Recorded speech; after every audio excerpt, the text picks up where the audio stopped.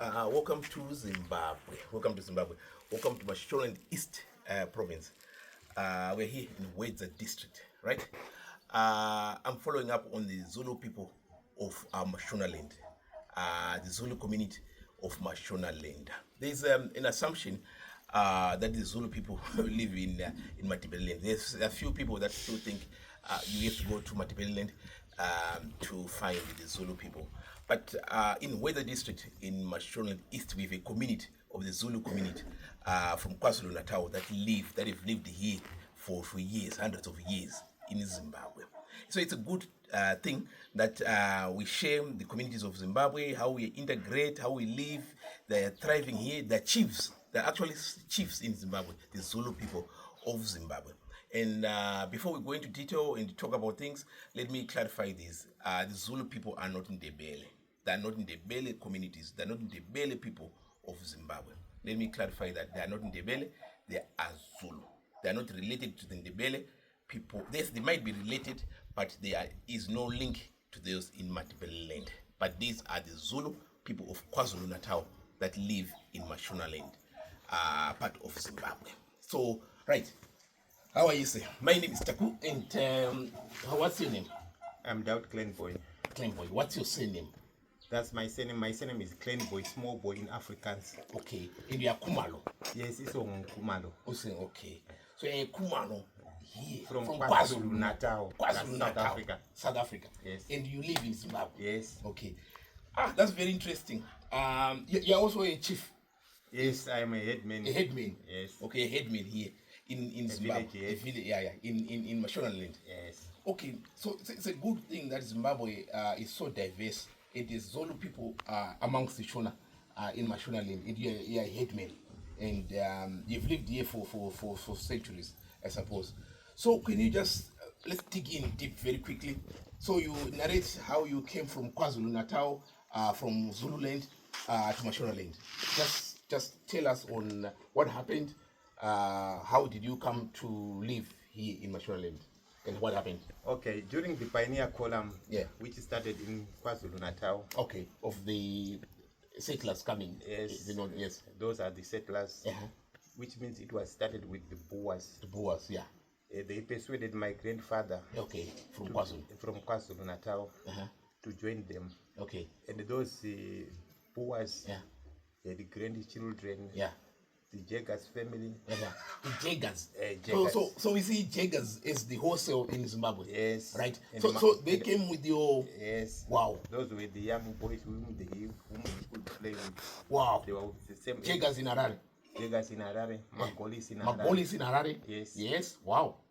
Okay. So you accompanied them from KwaZulu. From KwaZulu Natal. Wow. And these are the richest people in Zimbabwe. Yes. Wow. I suppose you probably share the wealth a little bit. We wasted those opportunities. But you're part of Jaggers. Don't you have the shares in Jaggers? No. No, okay. Okay. Right. So you brought Magolis, you brought Jaggers from KwaZulu, and what else again? Those are the two close friends which my father came with. Okay. So you traveled by foot from KwaZulu. How were you moving? How did you do? You know the wagons which they were using. Okay. Yeah. Using The cows. Oxen, whatever. Okay. Oxen. Yeah. And horses. Yeah. Okay. So you must have taken a long time. So it was a process. It was a process. Yes. Okay. It was not overnight to be here. You had to take it because there were so disadvantages. No roads. No bridges. No what. Okay. So you could sight where no more rivers are found. No bridges. During the rainy season, it was very difficult to cross those rainy season rivers, whatever. So they had to favor sites where rivers are few, and then they make a meandering road so that they pass through. Okay. So I assume you must have passed Matibeleland before the Matibeleland people came to Zimbabwe. Do you think the Ndebeles had settled there, or this was before? Because you're talking about the Boers. The Boers are not the English. So do you think you might have passed Matibeleland on your way to where you are around here before the Ndebeles settled in Matibeleland? our way or our trek, it was from Bait Bridge. So you went to Bait Bridge? From Bait Bridge. And from Chirezi, and then into Mashonaland. Mashonaland, that's Bohera. So you came that way? That way. So you avoided Matebeleland? Matebeleland, yes. Okay. Did not reach that far. Didn't reach Matebeleland. Okay. So as the Kumalos here, so do you, have you had any link with the Kumalos in KwaZulu-Natal? By any chance? Like your origin, your clan? Okay. My next of kin, someone who was a teacher in KwaZulu-Natal, he had to trace that. It's unfortunate that things are not all that right. I would have gone there to see where you see where my grandfather came from. And then you tell them you're in Zimbabwe. When they call you, what if they call you a name? What if they call you something, a name that you're lying, you're not a Kumalo, blah blah blah blah. And they my ID, if you look at my ID, my surname is Clan Boy in Afrikaans. In Afrikaans. In Afrikaans, KL double EIN BOOI. Wow.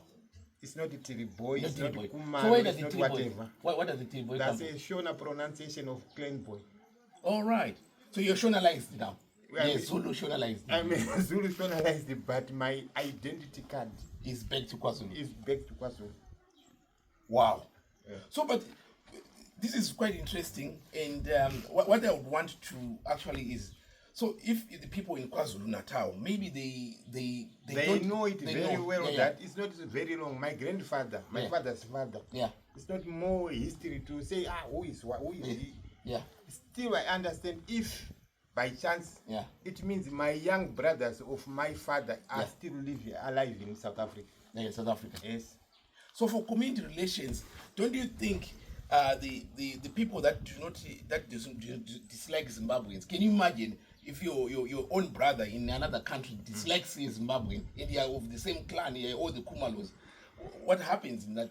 What advice would you give to people that would not like another Kumalo in another Kumalo? Blood is thicker than water. When you go there and simplify yourself, they all would agree. Okay, simple is that. Be simple. Tell the truth. And then understand the accept you in the community. Accept in the community. Yes. Wow. So then you're getting these wagons in with the settlers coming into Zimbabwe. I would assume that is well between the 1870s. I'm sure we haven't got the dates now, but so these guys, the settlers that came here, what were they after? Were they only wanting to settle ivory? Were you carrying ivory as well? They were selling those ivory. So you were carrying ivory with you in the wagons? They could shoot fierce animals, and dangerous animals, put them on the elephants, lions, buffaloes, whatever, skins of lions, ivory from the meat, whatever. So your grandfathers were hunters then? Yes, they were shooting so that the people, the Zulu or whatever, could settle. There was no settlement here. It was a very dangerous area infested with wild animals. So before we had shot them, it was a vacant land. No one could access here. Yes. Okay. So when so then you settled in very well. And how come these settlers left you out? You did into the Wales. They were only after Wales. Okay. Yeah, the settlers that you had with the Jaggers and the Magolis. My grandfather was given as a reward.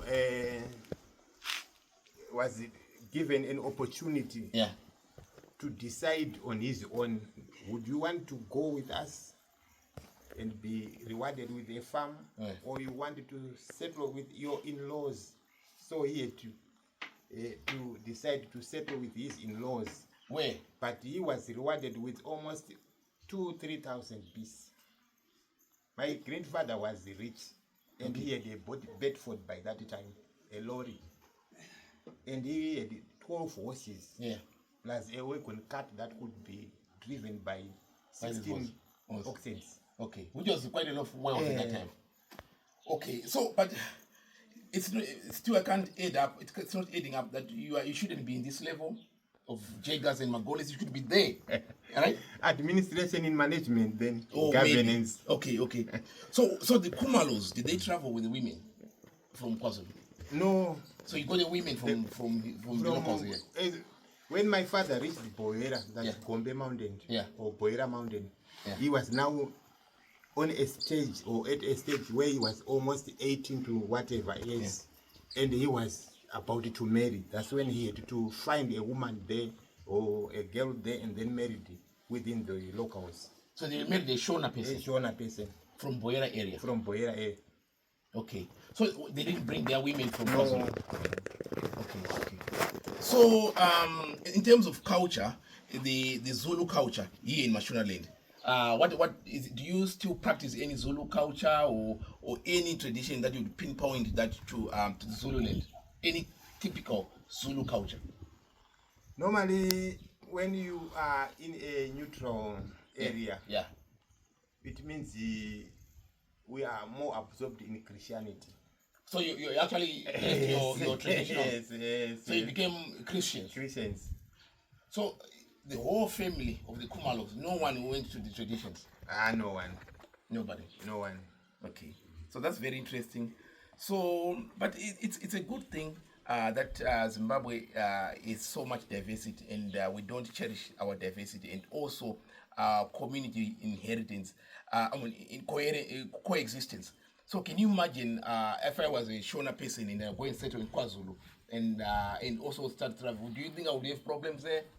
I don't think so, partly because someone who was at the university said, it's a nice area. It's a nice area.